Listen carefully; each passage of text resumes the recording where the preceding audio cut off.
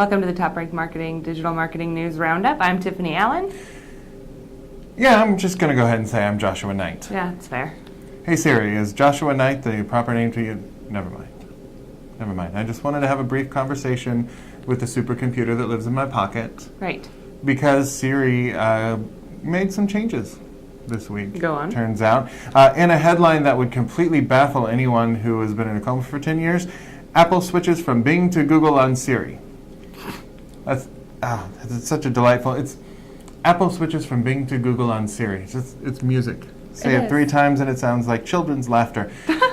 Anyway, so Siri has used Bing as a default for quite a while for their searches where you put in a query and then Siri can't find the answer, so she has to search the web. Or if you say, hey Siri, search the web for, and she's right on to Bing. However, in Safari on iOS and in Spotlight on Macs, Siri has defaulted to Google search for quite some time. So now they've kind of made it official.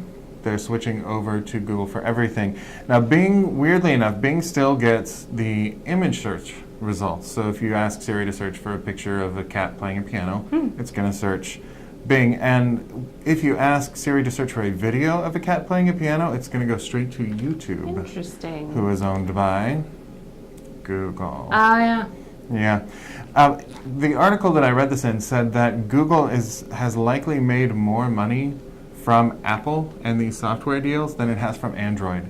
So it's weird that these two guys who are seen as conflicting forces in the market are kind of the same. They're kind of in bed with each other. It's true. So don't feel bad for Bing, though. They still have Yahoo. Mm-hmm. They still have AOL. Sure do. AOL is still a thing.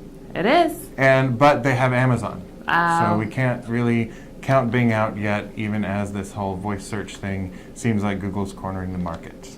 Are you ready to hear my exciting news? I am so ready.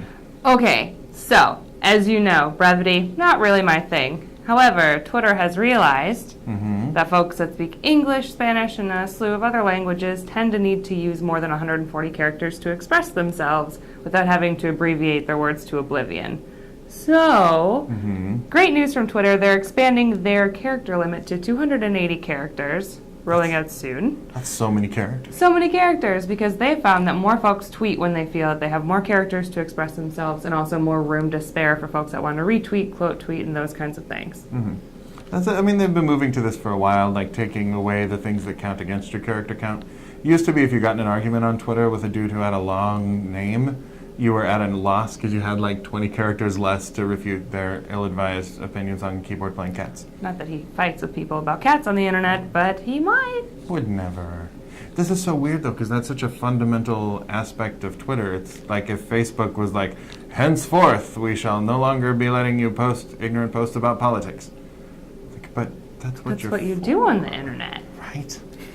So we'll see how this plays out. I think for marketers, great news. Yep, absolutely. Again, I will look forward to being more loquacious. Absolutely. I can't wait.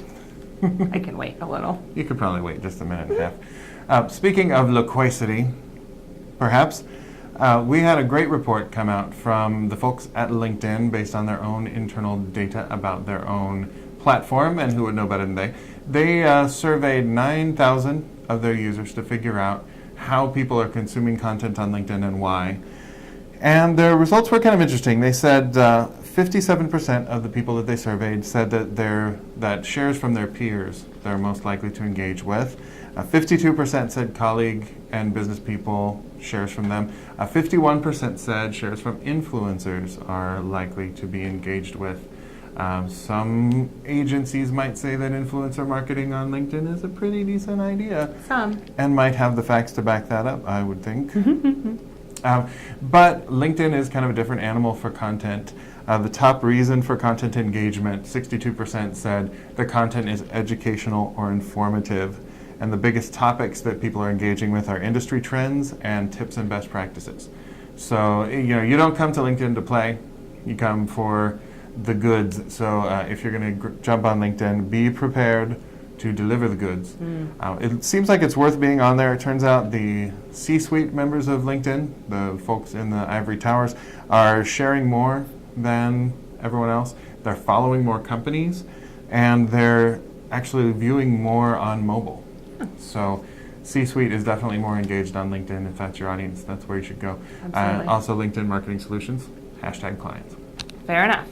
On that same train, actually, LinkedIn and their partnership with Microsoft are making it even easier for folks to connect and form meaningful relationships with their clients, customers, co-workers, other folks. How are they doing?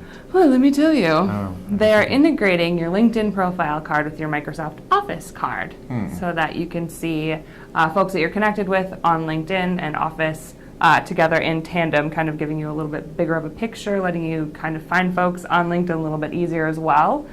This is rolling out soon, but is not currently available. It'll be for Office 365 on the web version soon. And basically to set up, all you need to do is click on a person's profile card in Office and click on the LinkedIn match and then go through a series of steps. Yes, let's go, and accept.